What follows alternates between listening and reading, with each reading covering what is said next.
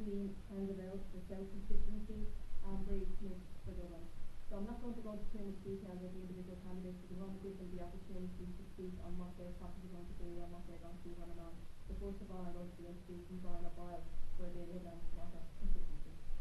Okay, thanks very much. Yeah, so one of the overarching themes of the campaign is that Europe has enormous potential, but as it's currently set up, it often frustrates that potential, and I'm going to look at that around the climate crisis.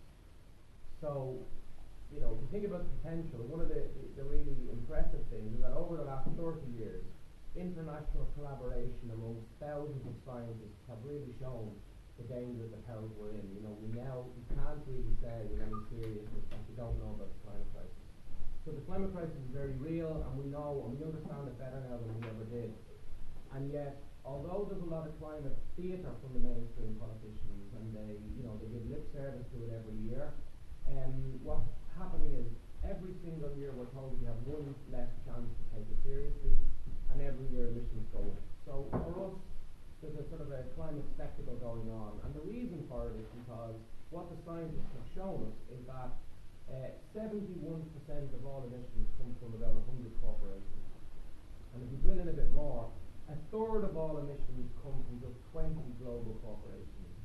And those 20 global corporations are so embedded in the logic of capitalism that we are left with, as I say, governments that sit on their hands, that protect the interests of big business, and then that try to sort of pretend they're doing something serious by either blaming individual people and saying you have to watch your own carbon footprint, or by taxing people.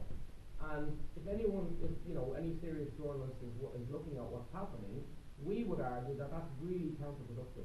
I'm talking small farmers in my campaign, for example, and a lot of them are being alienated by the constant sense that they're being asked to shoulder the burden. So they can see that the big corporations, the big agri firms, the big airline industry, the oil and gas companies, they're really not being asked to pay very much.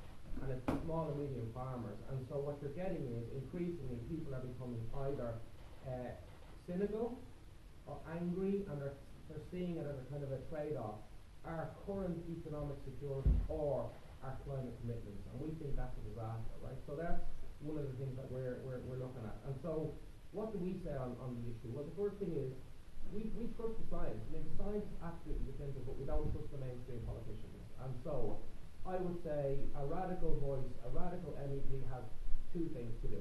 Number one, we have to tell the truth about the climate crisis, and it's absolutely intrinsically linked to a model of capitalism that produces for profit. That's absolutely obvious to anyone who thinks about it today, right?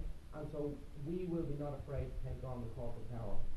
That is ultimately a major block, is ultimately the reason why, even though since the 1990s we've known that we have to cut emissions, we've had more emissions since 1990 than we ever had in all of human history before 1990. So they're not serious about climate change, and we are. And beyond that, you have to be able to give concrete solutions to people. And so we've five here. There are many more in our manifesto, but I'll give you five quick ones and then I'll finish. So one is, you have to listen to small and medium farmers. That's the first thing you have to do. You have to make sure that they get a sense that they can have economic security as you then have a just transition. They want to farm the land, they want to be stewards, but they have to have economic security. So that's one. Free public transport. There are many cities now across Europe that are going for a free public transport model. We still don't. We're miles behind on that, and it's a technical issue that would help particularly younger people to see that it's a serious issue. Because it's also about signalling that they're going to do it. The data centres that are so central to Irish capitalism now are guzzling up to a third of all of our electricity. We would ban them. They would have to be banned on the basis of a cost benefit of the common good, and at the moment the common good is not served by the private good of small international companies that are basically hijacking our whole grid. So they would have to be banned. So there's a few things to ban. Another thing that we would like to ban is the kind of frivolous lifestyles of the really rich people who have private jets. I was reading a newspaper article this morning about some guy who got on a plane in New York and flew to London for one day and then flew home again. It's like, that's deeply antisocial behaviour, and that should be called out. So we think, we're not always for banning things, but there are certain things that we think have to be banned. And then you also have to make sure that you then take the profits of big business and you use those for a just transition.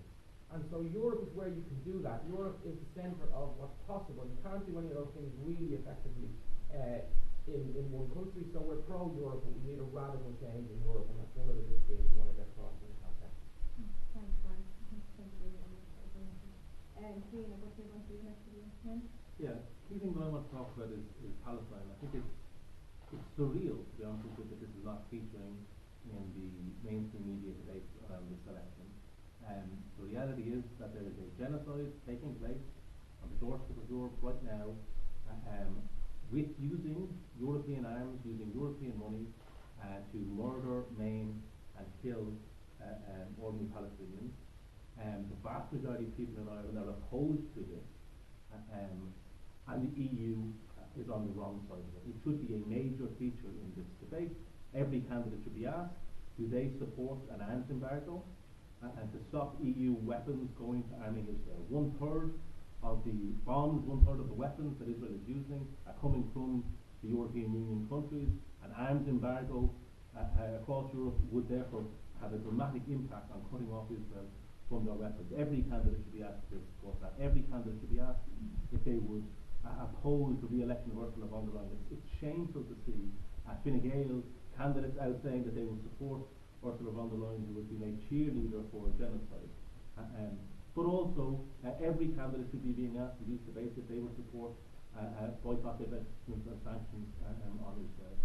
We need to cut off not just their weapons, their flow of weapons and funding, kick them out of the Horizon Europe, where they're getting, where Israeli military companies get funding from EU taxpayers.